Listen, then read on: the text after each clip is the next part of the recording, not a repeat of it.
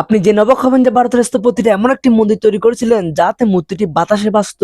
অর্থাৎ 1250 সালে রাজা নরসিংহদেব এমন একটি মন্দির তৈরি করেছিলেন যার জ্যামিতি এমন ছিল, আপনি চিন্তা করতে পারবেন না। যখন সূর্য উঠলো, সূর্য রশ্মি যখন তিনটি দরজা দিয়ে ঢুকলো, সূর্য দেবতা মূর্তিটি একটি হিরে ছিল, সেই হিরের উপর যখন পড়লো তখন পুরো মন্দিরটা আলোকিত হয়ে গেল। শুধু তাই নয়, এছাড়াও এমন একটা শক্তিশালী চুম্বক মূল শিখরে স্থাপন করা হয়েছিল যা এটি তৈরি করেছিল। চুম্বক ক্ষেত্রের সাহায্যে সূর্য দেবতা মূর্তিটি বাতাসে ভেসে বেড়াতো।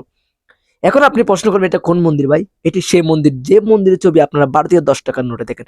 কিন্তু তারপর অনেক উদারপন্থী সেটা মেনে নিচ্ছিল না। কিন্তু যখন 1997 সালের এপ্রিল মাসে ডক্টর এডি গ্রিসের নেতৃত্বে ব্রিটিশ এবং ডাচ বিজ্ঞানীদের একটি দল একত্রে সেই বিশাল চৌম্বক ক্ষেত্রের সাহায্যে একটি ব্যাংকে পর্যবেক্ষণ করেছিল, অর্থাৎ দুই টিম মিলে একটি ব্যাংকে বাতাস উড়িয়ে দেখেছিল। তখন তারা নাসা টিমের কাছ থেকে একটি ফোন পেয়েছিল যে আমরা আপনাদের প্রকল্পে আগ্রহী, এবং 3 বছর পর 2000 সালে ডক্টর এডি গ্রিমের টিমটি আইজি নোবেল পুরস্কার পেয়েছিল। কিন্তু দুর্ভাগ্যের বিষয়, পরিহাসের বিষয়, ভারতের এখনো তাদের নিজস্ব প্রযুক্তিকে তারা জানে না।